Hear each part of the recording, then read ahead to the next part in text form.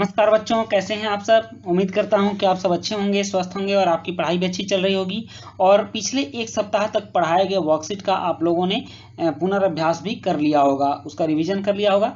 तो चलिए, अब फिर से आपकी वर्कशीट आ गई है और आज है क्लास 9 के साइंस की वर्कशीट नंबर 18। और आज की वर्कशीट में हम लोग जीवन की मौलिक इकाई कोशिका के बारे में पढ़ने वाले हैं। तो बच्चों, इससे पहले कि मैं आपको वर्कशीट शुरू करूं, आपसे आग्रह है कि अगर आपने इस चैनल को अभी तक सब्सक्राइब नहीं किया है तो सबसे पहले चैनल को सब्सक्राइब कर लें और बेल आइकन का बटन भी दबा दें ताकि सारे वीडियो के नोटिफिकेशंस आप तक पहुंचते रहें। तो लेट्स स्टार्ट। यहाँ ज्ञान अपनी जिज्ञासा दीदी से पूछ रहा है कि दीदी, प्याज की झिल्ली को सूक्ष्मदर्शी से देखने पर हमें उसकी छोटी छोटी आयताकार कोशिकाएं दिखाई देती हैं।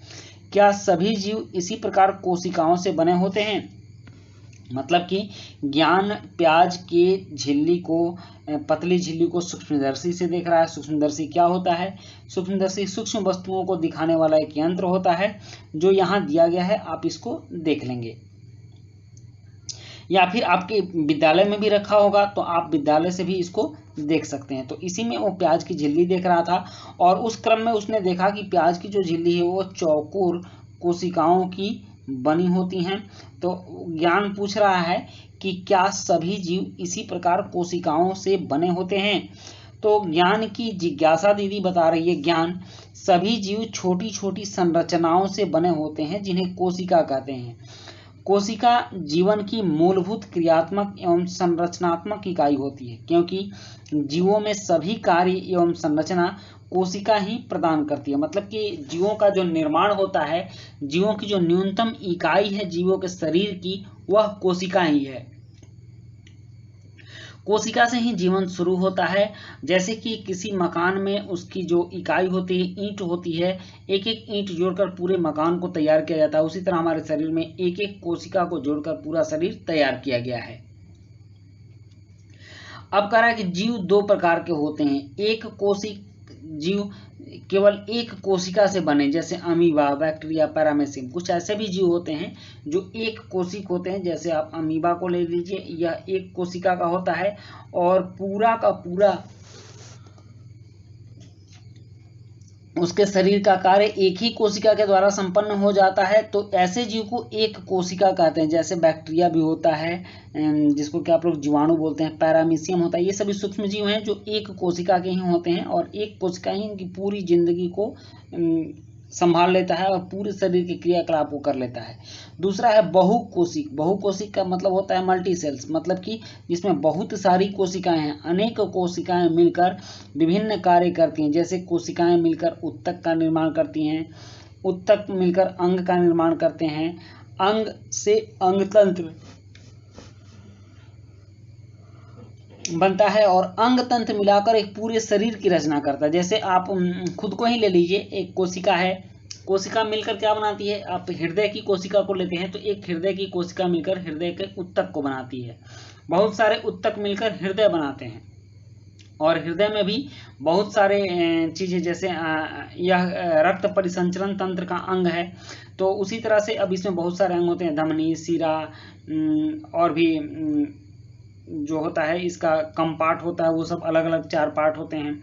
तो इस तरह से पूरा अंग बनता है और अंग से अंगतंत्र बनता है और ऐसे ऐसे अंगतंत्र मिलकर, जैसे कि रक्त परिसंचरण तंत्र, उत्सर्जन तंत्र, पाचन तंत्र, ये सारे श्वसन तंत्र, ये सब मिलकर हमारे पूरे शरीर का निर्माण करते हैं। तो इस तरह से बहुकोशिक जीव होते हैं जो अनेक कोशिकाओं के मिलने से बने होते हैं, जैसे पादप मतलब पौधे, जंतु और कवक। अब ज्ञान पूछ रहा है, दीदी क्या सभी कोशिकाएं एक जैसी होती हैं? तो नहीं ज्ञान, संरचना के आधार पर कोशिकाएं दो प्रकार की होती हैं। संरचना मतलब बनावट के आधार पर, कोशिकाओं का बनावट कैसा है इसके आधार पर कोशिकाएं दो प्रकार की होती हैं। प्रोकैरियोटिक कोशिका, इन सरल कोशिकाओं में केंद्रक झिल्ली नहीं होती है। केंद्रक झिल्ली मतलब कि कोशिका के अंदर जो केंद्रक होता है उसके ऊपर झिल्ली होती है, वो नहीं होती है। जैसे बैक्टीरिया, ये सभी सरल कोशिकाएं हैं जिनको कि प्रोकैरियोटिक कोशिका के अंतर्गत रखा जाता है, जिनमें कि केंद्रक झिल्ली का अभाव होता है, केंद्रक झिल्ली नहीं पाई जाती है। दूसरा है यूकैरियोटिक कोशिका। इन जटिल कोशिकाओं में, ये जटिल कोशिकाएं होती हैं, मतलब इसमें बहुत सारे छोटे छोटे भाग होते हैं, छोटे छोटे अंग होते हैं। जैसे आपने पढ़ा होगा माइटोकॉन्ड्रिया, सेंट्रोसोम, गोल्गी काय। तो ये सभी होते हैं इसमें। तो इसमें केंद्रक और कोशिका अंगक झिल्ली युक्त होते हैं, यह भी दो प्रकार की होती है, एक पादप यूकैरियोटिक होती है और एक जंतु यूकैरियोटिक होती है। तो इस तरह से संरचना के आधार पर कोशिका दो प्रकार की होगी, प्रोकैरियोटिक कोशिका और यूकैरियोटिक कोशिका। अब प्रोकैरियोटिक कोशिका और यूकैरियोटिक कोशिका में अंतर देखते हैं, क्या क्या अंतर है। जैसे कि आप देखिए, इसका आकार छोटा होता है, प्रोकैरियोटिक कोशिका का 1 से 10 एंगस्ट्रॉम तक होता है, और यूकैरियोटिक कोशिका का आकार बड़ा होता है, यह 5 से 100 एंगस्ट्रॉम तक होता है। यह एक छोटी इकाई नापने का संकेत है। उसके बाद प्रोकैरियोटिक में स्पष्ट केंद्रक अनुपस्थित होता है, मतलब कि केंद्रक नहीं होता है, स्पष्ट नहीं दिखता है, जबकि यूकैरियोटिक कोशिकाओं में केंद्रक स्पष्ट रूप से दिखता है। और उसके बाद इसमें केंद्रकाय की उपस्थिति होती है, केंद्रकाय उपस्थित होता है और इसमें केंद्रिका उपस्थित होता है। विशिष्ट अंगक अनुपस्थित होते हैं, जबकि विशिष्ट झिल्ली युक्त कोशिका अंगक उपस्थित रहते हैं यूकैरियोटिक में। अब प्रोकैरियोटिक सिर्फ एक क्रोमोसोम होता है और इसमें एक से अधिक क्रोमोसोम होते हैं। उदाहरण के लिए बैक्टीरिया की कोशिका, और फिर यहाँ उदाहरण पादप जंतु कोशिका, कवक कोशिका। अब कोशिका के बारे में कुछ और महत्वपूर्ण तथ्य है जिसकी जानकारी की रखनी बहुत आवश्यक है। जैसे कोशिका का सबसे पहला पता किसने लगाया, तो रॉबर्ट हुक ने लगाया था। कोशिका का सबसे पहला पता रॉबर्ट हुक ने लगाया था, और जीवित कोशिका का सबसे पहले ल्यूवेनहॉक ने पता लगाया था। तो आपको यह अंतर रखना होगा कि रॉबर्ट हुक ने कोशिका का पता लगाया था, मतलब कोशिकाएं मृत होती हैं, और ल्यूवेनहॉक ने जीवित कोशिका का पता लगाया था। कोशिका सिद्धांत क्या है, तो कोशिका सिद्धांत में कहा जा रहा है कि सभी जीव कोशिकाओं से बने हैं, सभी कोशिकाएं पूर्ववर्ती पहले वाले कोशिकाओं से बनी होती हैं। तो इस तरह से कोशिका से ही कोशिका बनता है, कोशिका से फिर उत्तक बनता है, उत्तक से अंग बनता है, अंग से अंगतंत्र बनता है, और अंगतंत्र मिलाकर शरीर की रचना होती है। यहाँ सूक्ष्मदर्शी है, और ये सूक्ष्मदर्शी सूक्ष्म जीवों के देखने के काम आती है, छोटे छोटे भागों के देखने के काम आती है। और उसके बाद कुछ प्रश्न उत्तर भी हैं, जैसे कि 4 प्रश्न यहाँ इस वर्कशीट से आपको दिए गए हैं।